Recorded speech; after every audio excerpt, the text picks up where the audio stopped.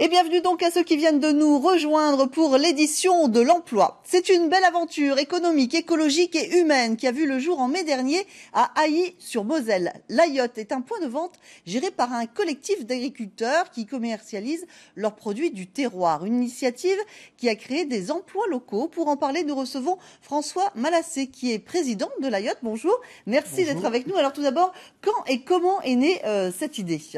Écoutez, l'Ayotte est née il y a maintenant 3 ans.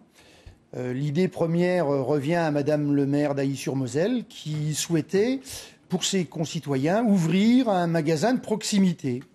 Et voilà, et elle a fait le choix d'un magasin de produits locaux, de produits issus de l'agriculture locale. Voilà, et maintenant ce magasin est ouvert depuis le mois de mai. D'accord, alors vous proposez quand même une large gamme de produits. On peut donner voilà, un petit échantillonnage, quelques exemples en tout cas. Alors tout à fait, aujourd'hui on regroupe 42 agriculteurs qui proposent leurs produits. Ça va de la viande de porc, la viande de bœuf, la viande d'agneau, les fruits, les légumes, le vin, le miel, les escargots et j'en passe. Voilà. Tout ce que l'on peut trouver, je dirais, ici sur nos terres lorraines. Alors justement, quels sont les critères pour ceux qui intègrent l'Ayotte ? Si vous voulez, il faut qu'ils respectent, je dirais, notre cahier des charges. Je dirais, les produits sont forcément issus de notre région, produits sur place. Et voilà, il y a quand même, en termes de qualité, on va dire qu'on est quand même très exigeant. Très bien, alors vous restez avec nous. Effectivement, de plus en plus de consommateurs se tournent vers des produits locaux de qualité, vous venez de le dire, dont ils connaissent la provenance. Et cette distribution en circuit court permet aux éleveurs de vendre dans de meilleures conditions et aussi, et c'est important, de rencontrer leurs clients. C'est ce qui a poussé donc ces agriculteurs mosellans à se regrouper pour ouvrir cette boutique. Et le succès est au rendez-vous. Reportage d'Evelyne Billot et Yves Kreidel. Surveiller la maturation des fruits, un geste quotidien pour Vincent Neveu. Lui, c'est la 4e génération de maraîchers primeurs de la famille. Il y a 20 ans, quand il a repris l'exploitation, il a décidé de privilégier la vente directe sur la ferme ou sur les marchés. Une bonne façon de valoriser sa production de fruits et légumes. C'est plus intéressant, déjà on a le retour du client, donc ça c'est très agréable. Et puis également sur la marge, bien entendu. Important dans un métier qui fait appel à beaucoup de main-d'œuvre pour récolter, conditionner la production. Pour aller plus loin dans la valorisation, Vincent Neveu a participé à l'ouverture de l'Ayotte, une boutique collective qui pour lui va permettre de créer des emplois et assurer l'avenir des exploitations. Aujourd'hui, 4 jours d'ouverture de l'Ayotte, ça représente pour moi quand même 4 jours de vente supplémentaires et il faut pouvoir fournir. Et c'est évident qu'à la récolte, j'ai dû embaucher plus de monde. Je pense que ça donne un avenir à nos enfants. Les marchés de détail, c'est très bien, on continuera, mais c'est beaucoup trop aléatoire en fonction du temps. Ça ne nous garantit pas un chiffre régulier. L'Ayotte, quand il pleut ou quand il fait beau, les gens y viennent quand même. Moi, j'ai un de mes fils qui veut reprendre, aujourd'hui il a 14 ans, quand il voit un magasin comme l'Ayotte, ça donne envie quand même de développer quelque chose au sein de cette exploitation. Un avis que partagent ceux qui se sont engagés dans cette grande aventure, à la fois économique, écologique et humaine. 4 producteurs associés, déjà une 40aine de fermes, apportent leurs produits dans la boutique. Ça permet d'attirer des jeunes aussi, parce que c'est vrai que c'est un nouveau dynamisme qui se crée sur les exploitations. Donc oui, ça permet de voir l'avenir d'une meilleure façon. Ouais. Un plus pour les producteurs, un plus aussi pour les consommateurs qui viennent ici pour trouver des produits mosellans de qualité. C'est vrai qu'on n'attendait pas à avoir autant de clients dès les premiers mois. On pensait monter un peu plus en douceur et c'est vrai qu'aujourd'hui ça demande beaucoup de restructuration sur nos exploitations pour continuer à produire la même qualité et à fournir tous les clients qui viennent au magasin aujourd'hui. Vous voulez goûter un petit bout de saucisse? Laquelle? La saucisse de viande? Ça permet aussi de nous rassembler, ça permet d'échanger entre le producteur d'escargots et celui qui va faire de la farine. On se rend compte que des fois il y a des affinités, qu'on peut échanger sur des thèmes différents. Et quelques mois après son ouverture, la boutique constitue déjà un vrai plus pour l'économie locale et l'agriculture régionale. François Malassé, vous êtes maraîcher. Que vous a apporté la yacht et quel est le pourcentage de vente que vous faites en plus grâce à cette boutique ? Si vous voulez, moi, la yacht, dans mon chiffre d'affaires, c'est environ 20% de l'activité d'une entreprise comme la nôtre. Et je dirais, au-delà de ce magasin, ça nous oblige à repenser, je dirais, tout le programme de culture de nos exploitations. Il va falloir que les uns et les autres, on s'adapte pour répondre à la demande du consommateur. Donc, adapter à une nouvelle organisation du travail, générer également des emplois locaux. C'est important de revenir là-dessus un peu plus en détail. Alors, si vous voulez, la yacht, très concrètement, dès le départ, ça nous a permis de créer 4 emplois.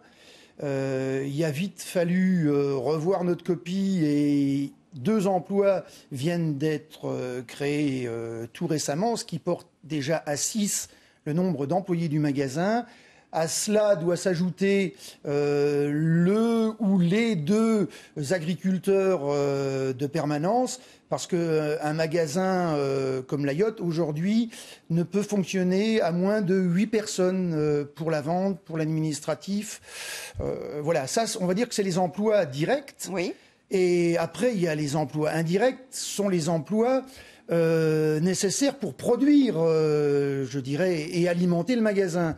Et compte tenu du chiffre que l'on réalise actuellement, on peut considérer que c'est de l'ordre de 20 personnes. Donc la yacht, aujourd'hui, on peut dire, je dirais, quelque part avec fierté, que c'est 30 emplois créés. Et 30 emplois de proximité, parce que qui dit production local dit emplois locaux, c'est-à-dire des gens qui habitent à côté de la yacht. Voilà, ici, voilà, chez nous, vraiment. Et justement, en parlant de la proximité, un mot rapide quand même sur la clientèle. D'où vient-elle ? Vous avez fait une étude récemment. Alors, une récente étude, on va appeler ça géographique, relève que 20% de notre clientèle, c'est la clientèle du village d'Ailly ou des 2 villages tout proches. 80%, c'est 15 km à la ronde. Et les 20 derniers pourcents, on va dire que là, c'est Metz, Thionville et beaucoup plus loin. Voilà. Vous pensez vraiment que c'est une initiative qui va se développer Vous êtes assez unique en Lorraine, quand même. Un mot juste pour conclure là-dessus. Écoutez, c'est le premier magasin de ce type, on va dire tout au moins en Moselle. Il y en a un autre sur Épinal. Voilà, et puis bon, on peut dire quand même un petit mot pour le président Weilton qui nous a suivis et soutenus depuis le départ. Il en souhaite d'autres. Voilà. Voilà, on restera là et puis vous allez nous parler des nouveautés s'il y en a prochainement. Merci en tout cas, François Malassé, d'avoir été avec nous aujourd'hui sur ce plateau. Merci beaucoup. À vous. Merci à vous. Place à présent à nos offres d'emploi.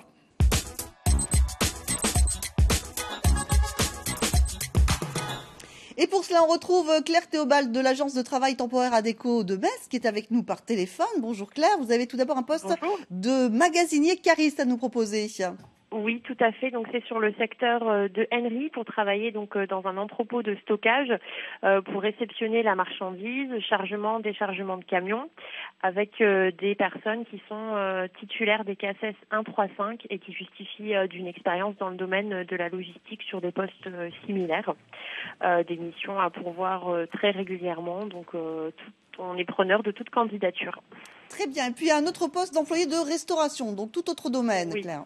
Oui, tout à fait. Donc là, plus spécifiquement dans le domaine de la restauration collective, donc cantine scolaire, restaurant d'entreprise, où là, on recherche des personnes pour l'aide à la préparation des entrées, des desserts, le service et la plonge.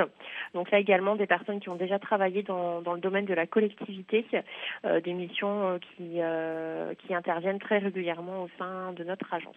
Merci beaucoup Claire pour toutes ces précisions. Et si vous êtes intéressé par ces postes, vous pouvez bien sûr faire de candidature sur le www.adeco.fr. Et on reste bien sûr dans le monde du travail avec Éric Barthélémy qui est conseiller à l'EURES, l'équivalent du Pôle emploi au niveau européen et qu'on est content de retrouver sur ce plateau. Bonjour. Merci d'être avec nous. Et en cette rentrée évidemment, eh bien, le site EURES fait peau neuve. Effectivement, avec l'été il a pris de belles couleurs avec également de nouvelles rubriques qui collent plus à la réalité aujourd'hui d'une recherche d'emploi. Alors, cet outil permet de faire notamment un choix de ses compétences. Alors, expliquez-nous ça en détail. Effectivement. Aujourd'hui, un employeur recherche des candidats qui ont des compétences. Et donc, sur le site, vous allez pouvoir compléter un passeport des compétences. C'est-à-dire qu'en fonction de votre profession, vous allez choisir des compétences qui seront préétablies et sélectionnées. Ça va indiquer que vous les maîtrisez, ces compétences. Et puis, l'intérêt, c'est que l'employeur, quelle que soit sa nationalité et sa langue, lorsqu'il va consulter votre profil, va accéder à votre passeport de compétences et la traduction sera automatique. Donc, si vous choisissez une compétence en français et que lui est anglophone, eh ben, il n'y a pas besoin de se torturer l'esprit, ça sera déjà traduit en anglais. Ah oui, ça c'est effectivement super. Outil intéressant, vous le disiez pour cela, mais pour d'autres choses également, pour l'employeur qui est en recherche de candidats. Qu'est-ce que ça va lui apporter de plus, de différent? Eh ben, effectivement, l'employeur peut créer un compte sur le site EURES, va pouvoir accéder à la banque de CV ou banque de profil, c'est-à-dire qu'il va pouvoir accéder à des candidats qui ont indiqué une mobilité. Donc vous habitez peut-être à Metz, vous acceptez un emploi en Angleterre, au Luxembourg ou en Italie. Vous allez pouvoir sélectionner le choix pays Italie et l'employeur italien qui recherche des candidats va automatiquement accéder à votre CV, même si vous habitez la France. Le fait d'avoir présélectionné Italie va vous mettre en priorité sur les choix de l'employeur italien. D'accord. Qu'est-ce qu'on peut dire, simplement pour conclure, sur le marché en cette rentrée, justement, à l'étranger? Voilà. Quels sont les pays qui se démarquent, où on peut plus facilement trouver un poste? Effectivement, en Europe, on va dire que l'emploi n'est pas égal partout. Ah oui, il y a des pays où c'est plus difficile que d'autres. Et bon, pour parler des proches pays, le Luxembourg notamment, on a noté une augmentation des offres d'emploi, avec un besoin effectivement en augmentation de candidatures. Donc c'est un pays où il fait bon chercher activement un travail aujourd'hui. Et quels sont les profils qui sont recherchés justement? Alors, il y a des profils naturellement classiques comme l'hôtellerie-restauration, qui est un domaine d'activité où il y a toujours des besoins. Et puis vraiment un secteur à la pointe actuellement, c'est les métiers de l'informatique. Donc le développement de sites web par exemple, l'administration de sites internet. Et puis aussi avec la mise en place de ce qu'on appelle le cloud. Vous savez, c'est ce qu'on appelle le nuage. Au lieu d'enregistrer toutes vos données sur votre ordinateur, tout est enregistré virtuellement ailleurs. Mais il faut des techniciens qui maîtrisent cette technologie et ça, c'est énormément demandé actuellement au Luxembourg. Très bien. Bien, merci beaucoup, Eric Berthelemy. Merci à vous. Et puis, bien sûr, on peut se référer à votre tout nouveau site. Tout à fait. Flambant neuf. Merci beaucoup, Eric, à une prochaine fois. Merci à vous tous d'avoir suivi. Bien sûr, Lorraine Matin continue avec notamment tout de suite le Flash Info. Passez une très belle journée.